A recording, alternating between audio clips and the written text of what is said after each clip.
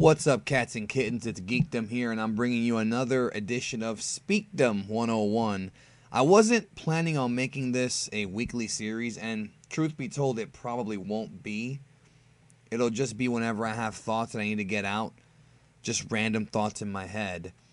But it seems like I have a lot of thoughts lately, so this is my third one in a row, and I wanted to talk about the unity in the Dragon Ball community and the goal that I have in my mind of what I really want to accomplish here. You can't spell community without unity. Unity! So, on last week's Speakdom, I talked about sort of the anger issues that I have or that I'm working on having. And I've been feeling a lot better this week. And, you know, where they were rooted from and whatnot.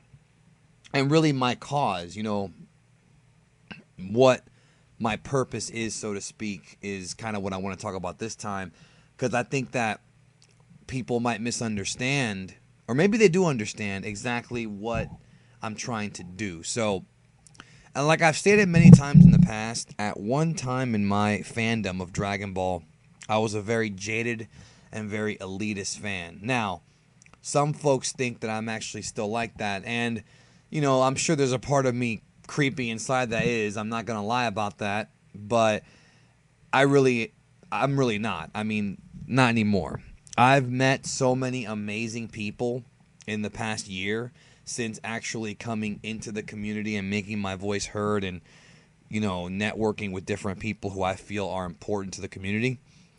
And these people come from all walks of life. I mean, you know, I've talked to people from different countries who grew up with different backgrounds, different friends, people who grew up watching the English dub on Toonami, people who got into it after the English dub with the Orange Bricks, people who even are my age who are just now getting into the series, you know, which is weird for some folks to grasp, but you know, not everybody's from that era. Like, there's people who are getting into the series who are older, you know.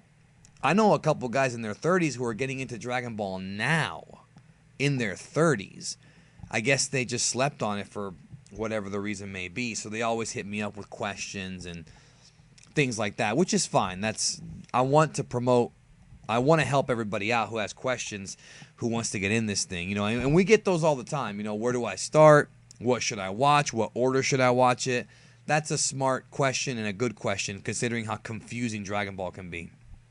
But for a while I was jaded, and all I would do as far as Dragon Ball content went was I would just basically listen to the KANZENSHUU podcast and kind of stay in that pocket, me and my friends, and I would just stick with the KANZENSHUU guys for, you know, news and for topics, and I wouldn't really go on the web and talk about it. Just a group of my friends, you know, and that's it.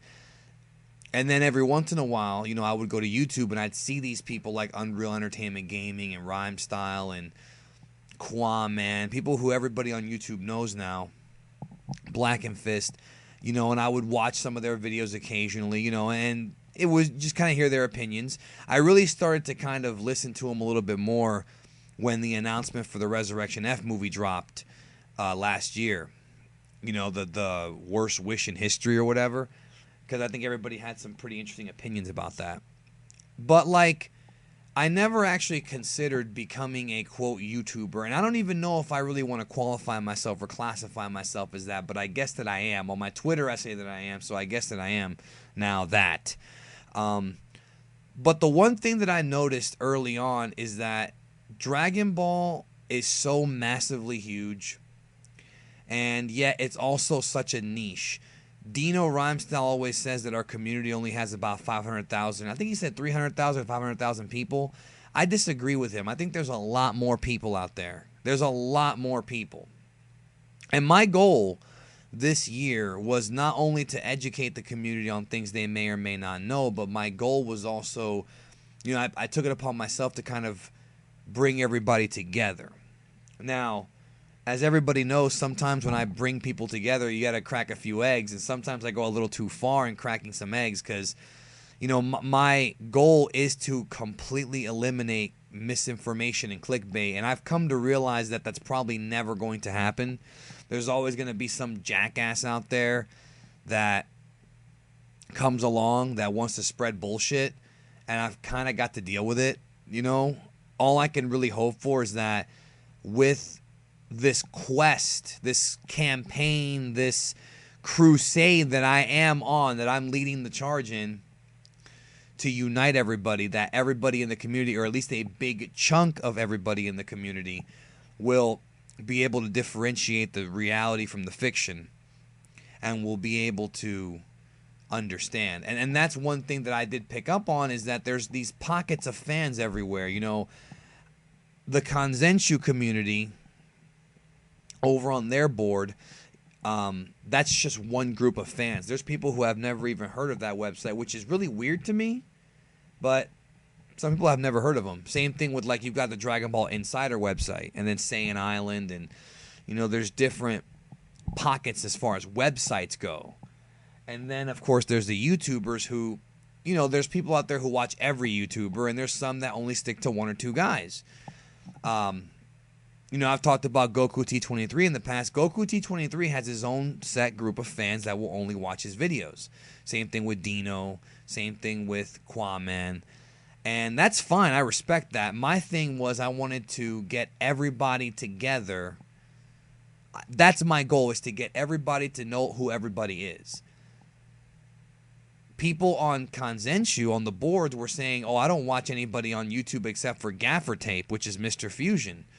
And I'm like, well, I respect that, because Mr. Fusion's part of their community, and Mr. Fusion's a very, very talented guy, very knowledgeable, tippy-top up there, but he's not the only one. You know what I mean? He's not the only one who can give things to our community, positive contributions that I feel belong in, like, the Dragon Ball Community Hall of Fame. You know, for example, QAAMAN's timeline theory video, 45 minutes or so video talking about the timeline theory in Dragon Ball. I think that is a crucial, essential video for the community. Like, if there was a Library of Congress as far as videos go, that's one that belongs in there. Same thing with BLACKENFIST's work. His GT review is fantastic. His Canon video, a little bit dated, but what can you do? He did a Birds and the Bees video about the Kais, where he went into the entire history of the Kais.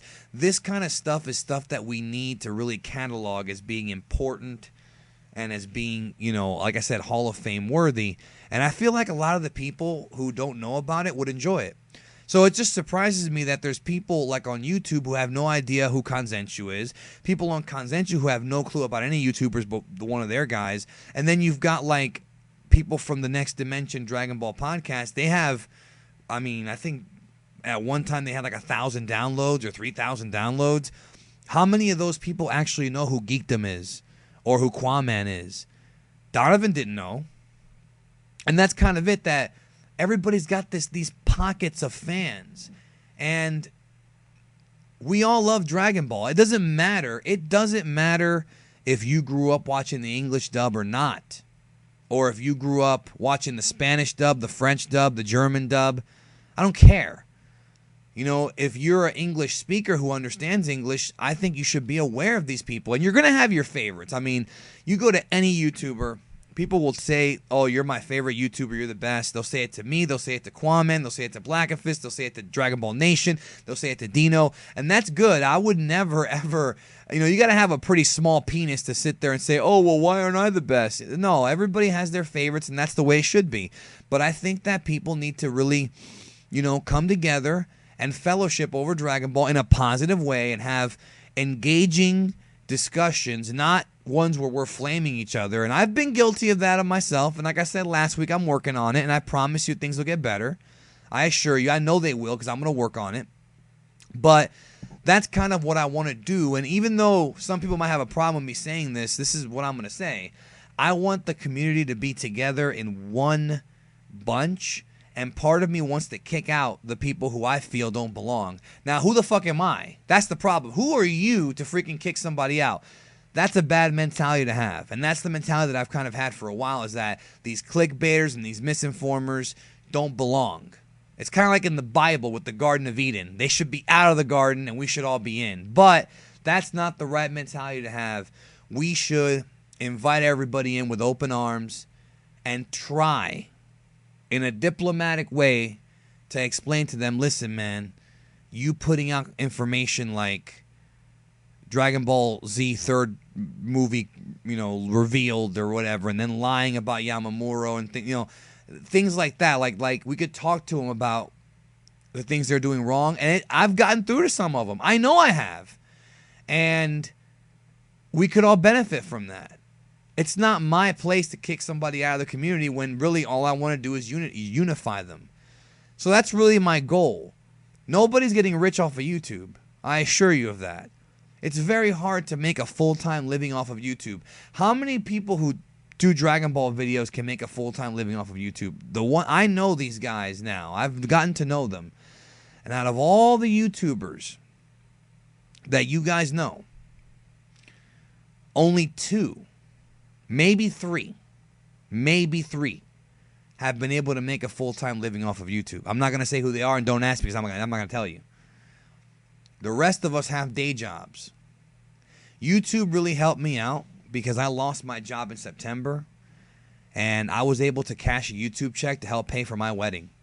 So it's like I'm never going to ever going to forget that or, minimize that. But it definitely helped in that situation, and I'm never going to forget that.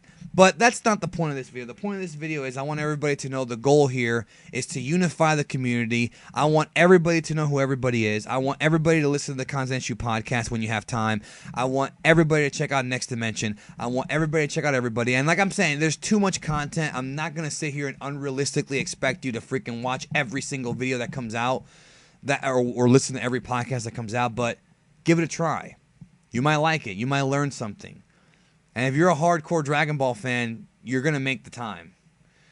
You'll make the time. Even though sometimes you got to disconnect a little bit. I get it. Because Lord knows sometimes I get tired talking about Dragon Ball. And I love Dragon Ball. That's why I do some Star Wars stuff. It's still worth your time to check out these communities. And I will continue to unite communities. So what I need from you guys is if there's a community or a person you want me to reach out to, leave a comment below and let me know. And I'll reach out to them. I'll bring them in. We'll be one big happy family. Dysfunctional sometimes. I'm not going to lie about that because you know how it is on the internet.